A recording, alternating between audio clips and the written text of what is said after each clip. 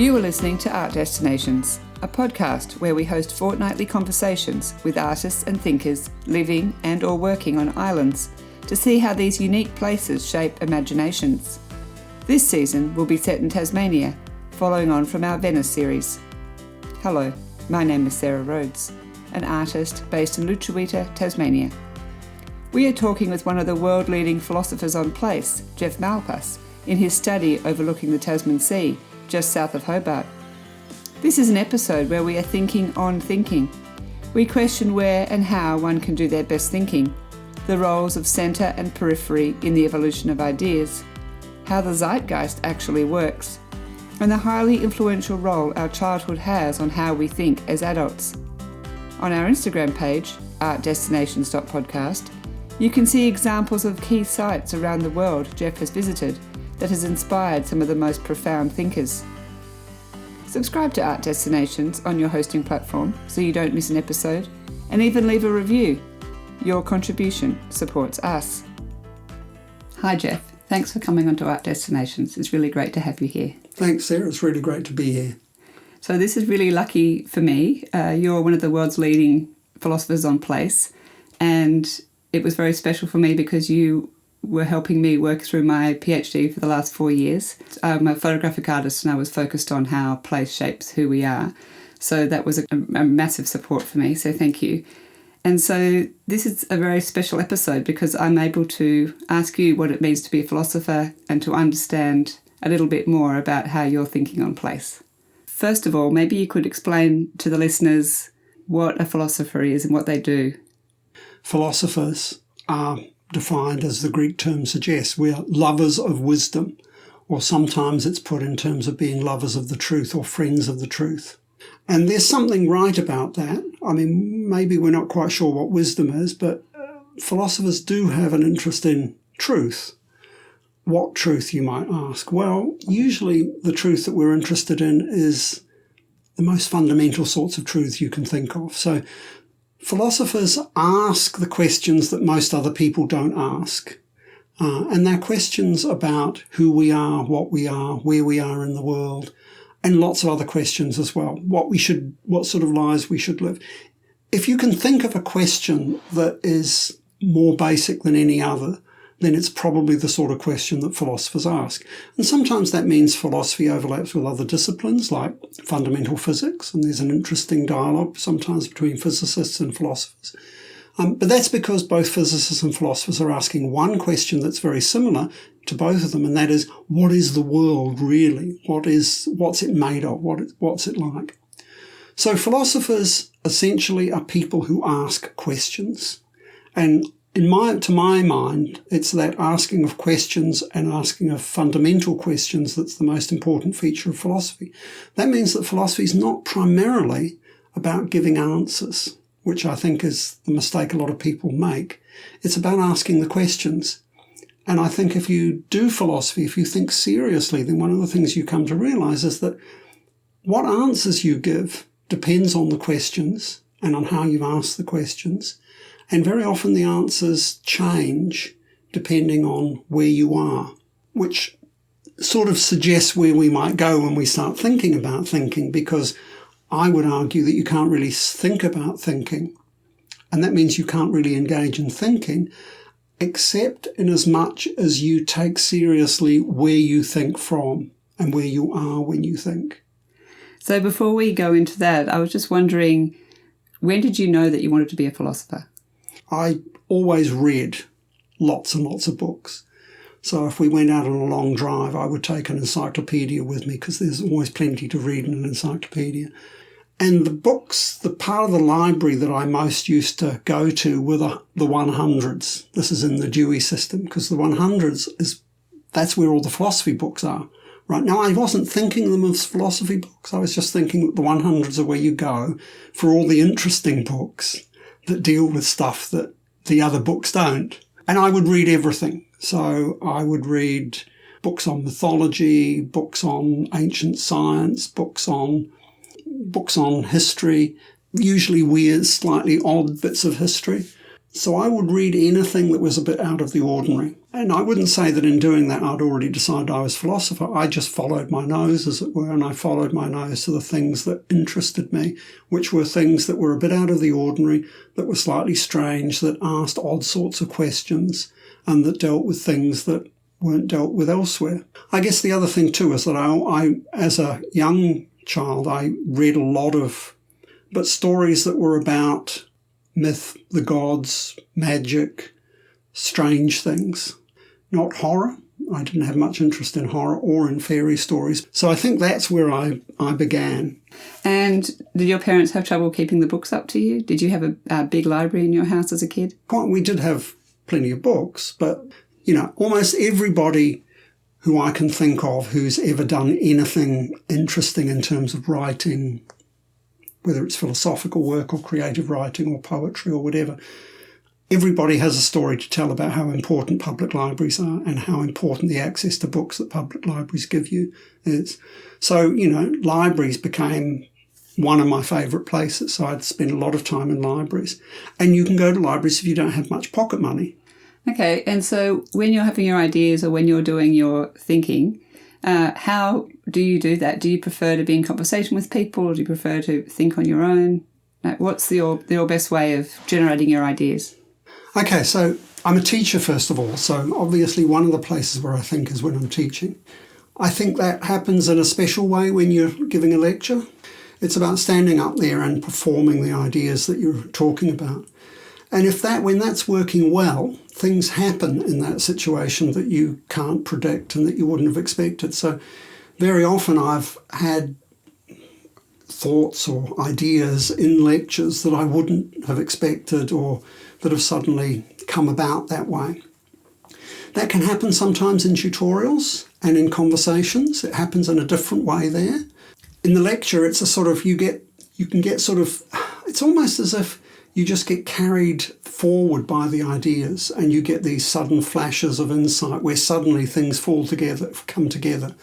When you're talking with somebody else, it's a process of working out in a different sort of a way. And those engagements with others, I think, are those situations where you're communicating and engaging are a really important aspect of thinking. Thinking itself is fundamentally a social activity. It's not an activity you can do just on your own, in a certain sense. And philosophy itself is sometimes said to have its origins in the city, in urban environments, in places where people come together. So Socrates is famously very much a person of Athens who philosophizes in the public place, in the agora, in the centre of Athens. So there's something really important about that. At the same time, philosophy can't be undertaken other than as something that has a certain solitariness about it. Okay? It's not the solitariness of being entirely apart from others, so you don't have to go off into the wilderness in order to philosophize. And the solitariness is more a solitariness that comes about through reflection, through a certain sort of turn inward. Right. Now that is occurring at the same time as there's also a turn outwards. So it's not as if it's one or the other.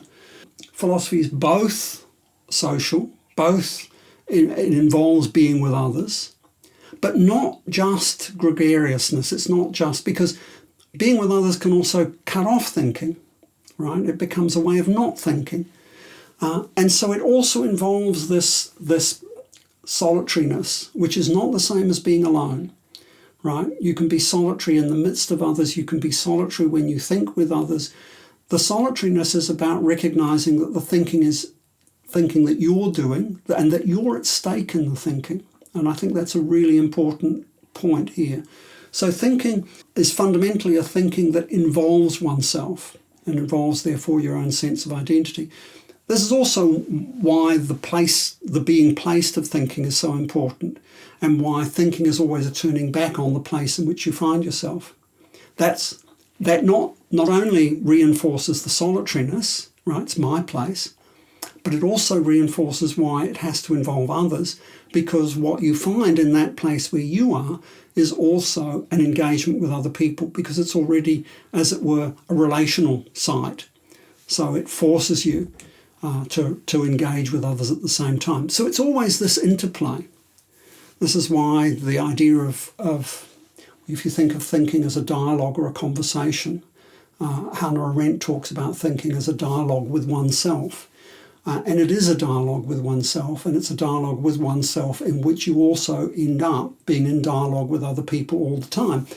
And in philosophy, you're always in dialogue, you see, not just with the people around you now, but with the philosophers of the past, right? So we're recording this in a room with a whole lot of books around the walls, and all of those books represent voices, other people that constitute the philosophical space that's possible here, and with whom we're in discussion, we're engaged, even when we're not talking about them explicitly, because they fill the sort of space that's possible, that makes the sorts of philosophical discussions we'll have possible. I mean, the reason we think, in one sense, is because we're already in the world and we care about the world. Okay, and so that caring about the world, the being involved with the world, forces us back on ourselves to try and situate ourselves, orient ourselves, if you like. Okay, so a thinking that's not aware of its place, that's lost its place, is thinking that's disoriented, that doesn't know where it is. And for thinking not to know where it is for thinking not really to know what it's about. It's almost for it to have ceased to be thinking, to have become a form of unthinking. Now, I think that actually happens very often in the contemporary world, because the contemporary world has lots of things that lead us to be disoriented and displaced, and that encourage us to ignore where we might be. We always still are somewhere. That's the thing.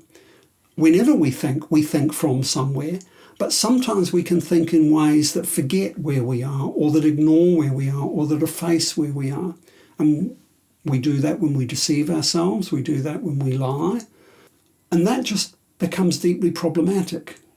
It means that we really do lose not just a sense of what we're thinking about, but we also lose a sense of ourselves, and we lose a sense of why anything we're doing matters in the longer term, right? Often people find the turn back to thinking to be quite difficult and sometimes even threatening, because a lot of people don't do it very often, right? I mean, people might occasionally ask themselves questions, but very often those questions aren't really coming back to them. Okay, so that means that philosophy then is a bit peculiar, because it's not something that most people do all the time. They very often are forced to do it in times of extremity, in times of distress. And so to be doing it a lot of the time, as philosophers do, is a bit weird, which is probably why a lot of people think philosophers are strange people, which sometimes they are.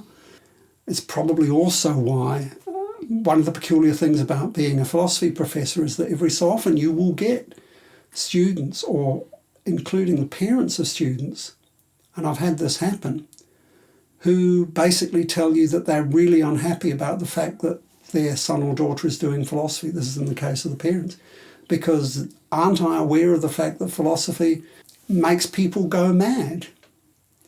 And this is not an uncommon view for people to have. And then they cite, if they've done a little bit of reading, they cite examples like Friedrich Nietzsche, who famously did go mad, although probably not as a result of his philosophizing. But there is a very widespread view that philosophy is dangerous. Not just politically dangerous or socially dangerous, not just dangerous because it means you're not going to have much of a social life, but dangerous because it's going to harm your mental health. And I think that's a very interesting phenomenon, because I think it tells you something about, it's not that philosophy really is dangerous in this sense, but what it's indicating is is a certain truth, which is the way in which what's at stake in philosophy is the being of the philosopher, right? So philosophical thinking in the second sense that I distinguished, that sort of thinking always comes back on you. It's always this attempt to think about who and what you are, that is, to reflect upon your place, to reflect upon place itself. And maybe people's fear of thinking. Yeah, well, there are all sorts of reasons for being frightened of thinking, because it might reveal things you don't really want to know about. because sometimes people worry that they will end up in positions that they don't really know how to address. Sometimes because they think that it will corrode the beliefs that have been important, holds that have provided the framework by which they live their lives. From a philosophical view, the commitment has always been to the idea that the value of philosophy, the value of self-reflection, of self-questioning, is a value in itself that goes beyond the value of any of the other things. So, Socrates is famously said to have said that the unexamined life is not worth living. Now, that's probably a bit extreme, but it certainly expresses a really important point, which is that willingness to examine one's life or to examine oneself, to think back to where one is, seems to be an important feature in being able, if not to live a life, because you can be alive and not do that, but to genuinely live a life where the life is something that you are aware of, that you take a stand in respect of, and that therefore almost becomes something that you are actively involved in responding to and perhaps even in shaping, right? And so you get this idea too in someone like Nietzsche, who talks about living one's life as a work of art, which expresses the same sense, not necessarily that an aesthetic model is the only model, but that a life is something that you take a stand in respect of. And that has other implications as well, ethical implications about integrity and value that we could talk more about.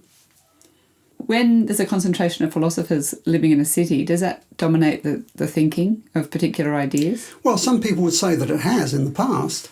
So a great deal of work has been done on the sudden explosion of German idealism, for instance, which occurs in the 19th century and which is located in very particular places in Germany.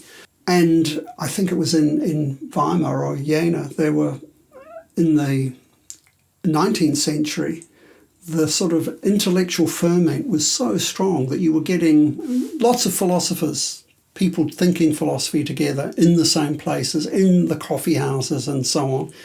And I remember that there's a story about, I think it's in Weimar, where there was a guy who was printing a philosophical newsletter that was coming out every day.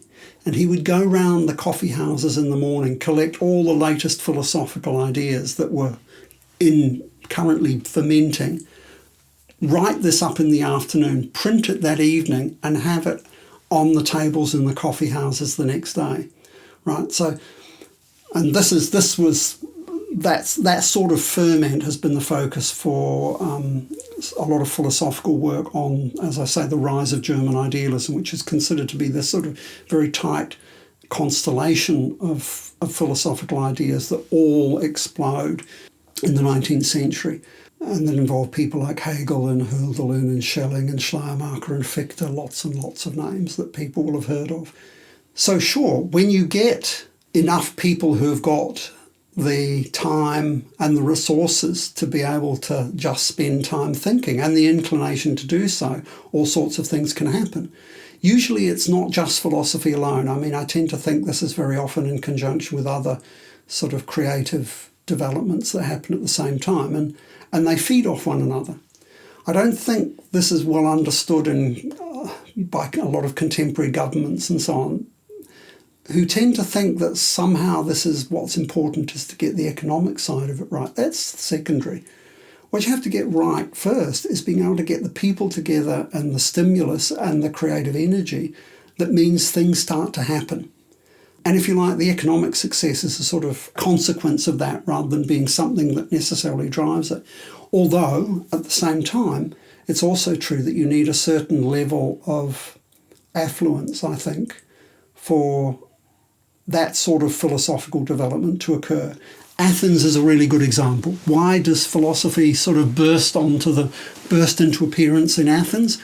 Well, partly because Athens was such a successful city-state on somewhat problematic grounds, because its wealth was really based on its empire and its silver mines, which were worked by slaves. But that did make possible a class in Athens who could think about things. Not all of the people who were thinking were the wealthy, because philosophy in Athens was quite varied. But it is important to have a certain sort of freedom from the ordinary constraints so that you can sit there and think. Now, maybe that happens because you've got a job where not great demands are placed on you. Maybe you have to just sit around a lot of the time watching goats or something. One could imagine that happening, but there probably aren't enough people around to stimulate you into really thinking. So because you need other people and you need time on your own, you need a sense of solitariness, that means you probably do need the sorts of structures that come with cities, that come with the sort of wealth that cities can generate.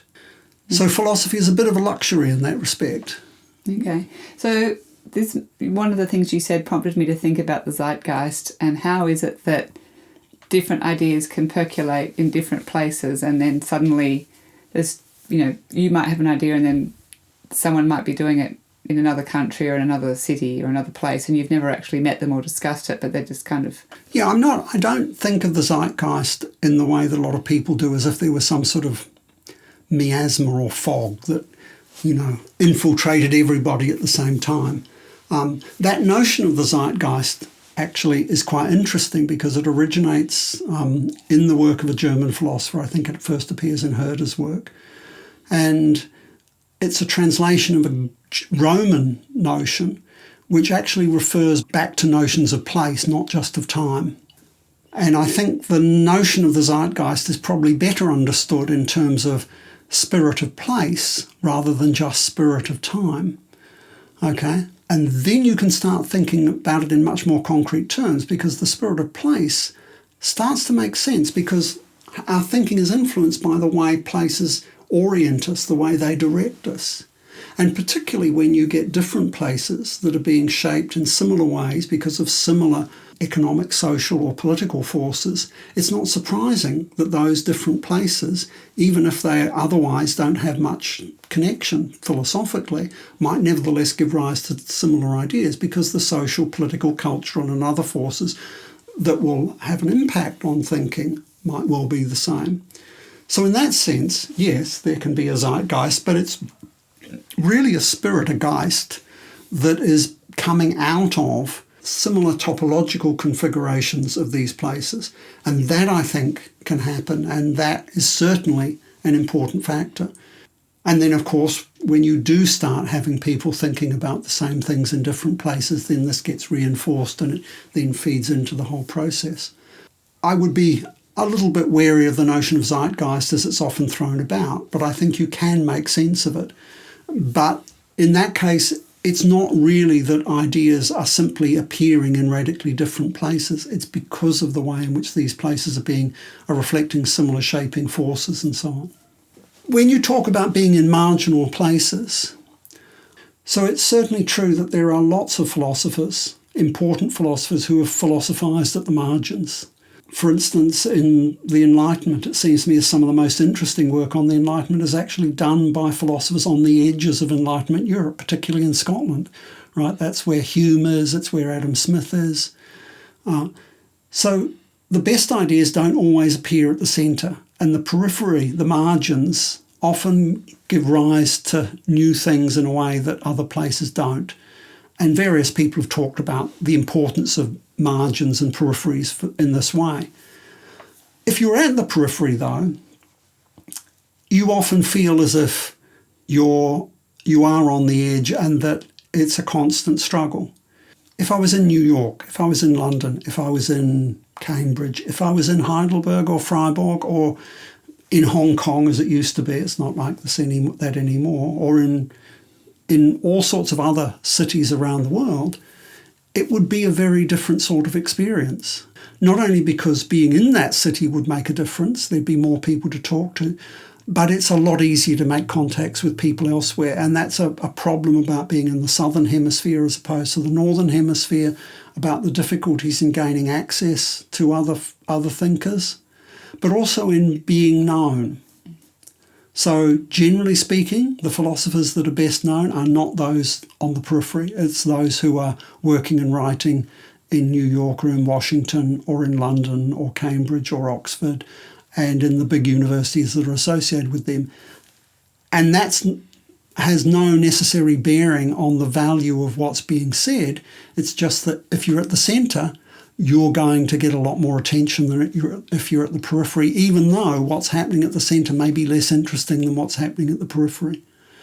And there's no obvious way around that. Every so often I think, it would have been, maybe I should have taken that job in wherever, or maybe I should have been more active in trying to be in the US or in, and I've known Kenneth White, for instance. Certainly he felt that his mistake, if it was a mistake, was that he didn't go to the US, and he didn't therefore develop a reputation in the US. And that's not just about, so I would be more famous. It's more to do with the fact that the ideas that you have are what matter in the end. And so it's not being famous that matters or well known, it's having having your ideas out there and having other people responding to them. And that can be a bit disheartening, particularly now when, we're flooded with so much material. And it's actually really hard to get for people to read your work. And so then you start to think, well, is it worth writing? Who am I writing for? If it's a handful of people who are reading this, or, if it really is the solitary few. It's all very well for Nietzsche to say, this is philosophy for the few, not for the many. But even so, even he was hopeful that quite a lot of people might actually read what he had to say. So that, I think, is a problem. But in saying that, as you said before, the ideas or the places being on the margins would really shape or hone your ideas. So I think maybe the last question could be, how do you think Tasmania specifically has shaped your work? So I grew up in New Zealand, and I had a slightly unusual background in New Zealand because my family moved around a lot. My family worked on showgrounds and so on.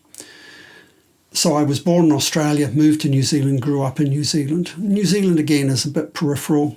I went through a department at the University of Auckland that was quite unusual in some ways, certainly now, because it was strongly historical. We got a very strong training in the history of philosophy. And then I came to Canberra, to Western Australia, then to Europe, and then back to Tasmania. When I got to Tasmania to be interviewed for the job here, what struck me about Tasmania was that it was a bit like coming back to New Zealand, because New Zealand wasn't like Tasmania was then. New Zealand had changed, so it was a bit like going back to the place I'd come from, which didn't really exist anymore. And that was interesting.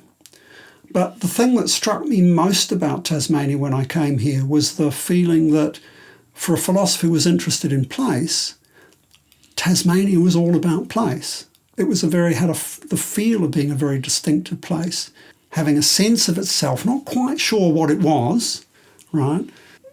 But if you like, because its identity was in question, at least that was something that was there.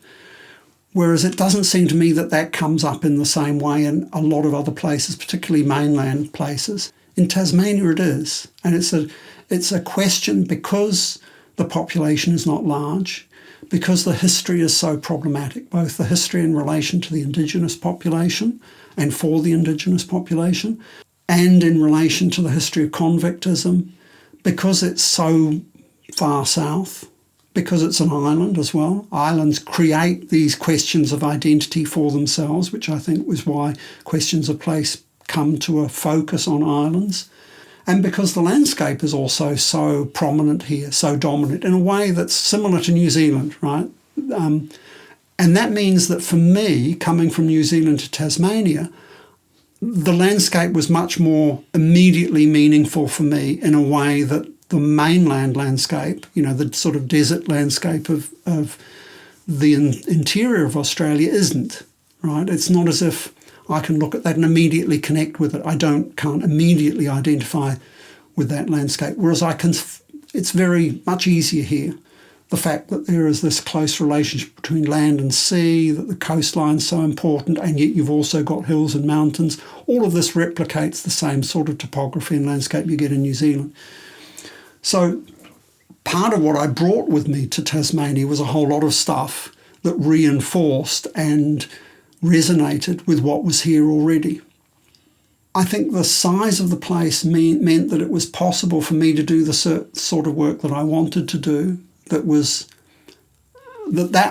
a really important factor. And there are just, every second person you meet here has something to say about the island or about the place and knows what you mean when you talk about the sense of what it might mean to be Tasmanian as a question.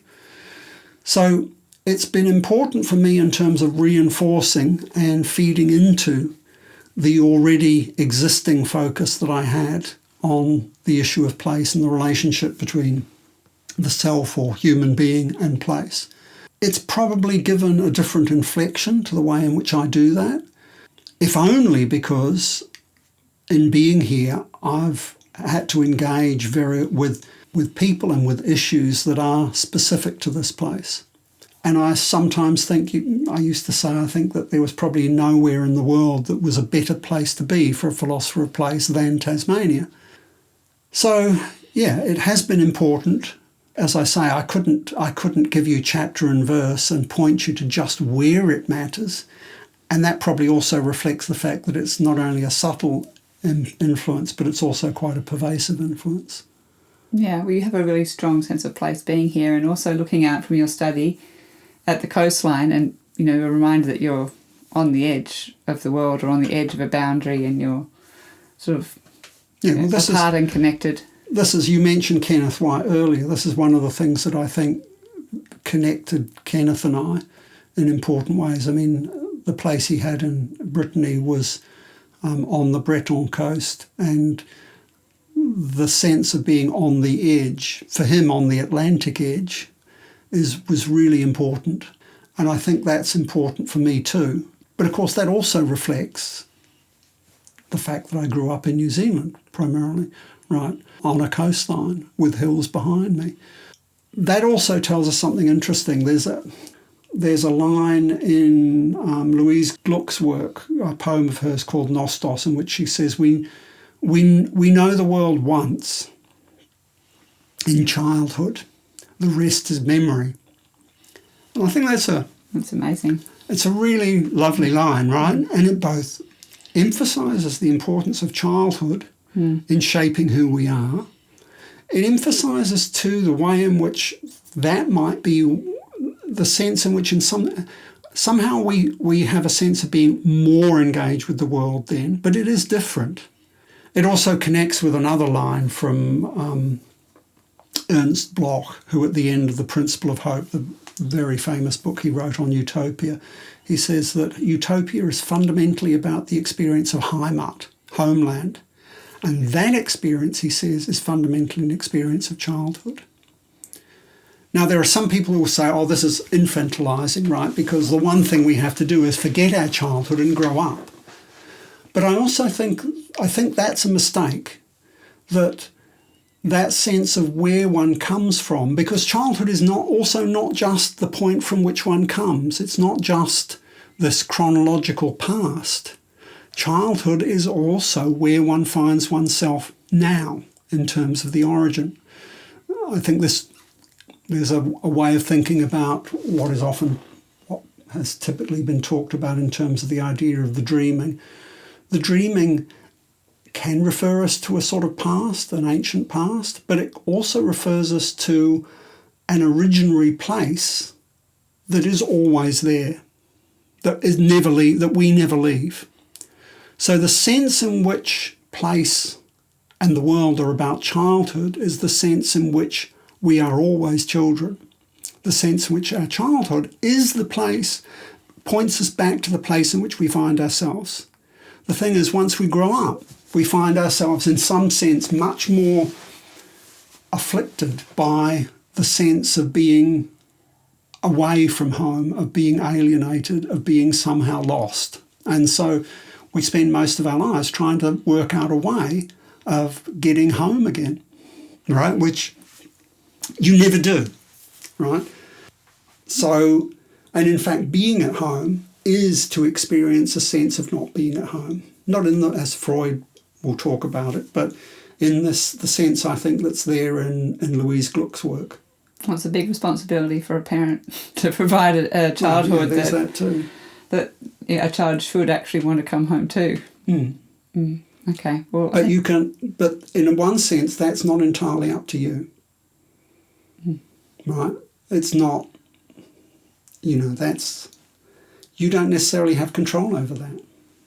You just do your best, but in the end, this is about somebody finding their own way in the world, and nothing you can do can guarantee that or ensure that, because it's not your childhood, not your life that's at issue there, it's theirs. It's their being in the world that's at issue, right? And so that means that there's a strong sense in which this is not to emphasise some sort of empty sense of individuality or self-centeredness. It's just that in the end, everything else matters because we recognise that it matters to us and that it's our responsibility to act on the basis of the fact that it matters, right? So the responsibility is ours. It's not somebody else's, right? And I think that's a really important point. That's why the fact that it's my life that's at issue or my death that's at issue is such an important point, not because it individualises me and sets me apart from everybody else, but because it brings the fact of responsibility back to me. It's about responsibility, about responsiveness. I think that's a really nice way to end. Thank you so much, Jeff, for coming along. Well, thank you, Sarah. There's a lot to think about there. Thanks. Thank you for listening to the second episode of Art Destinations Tasmania.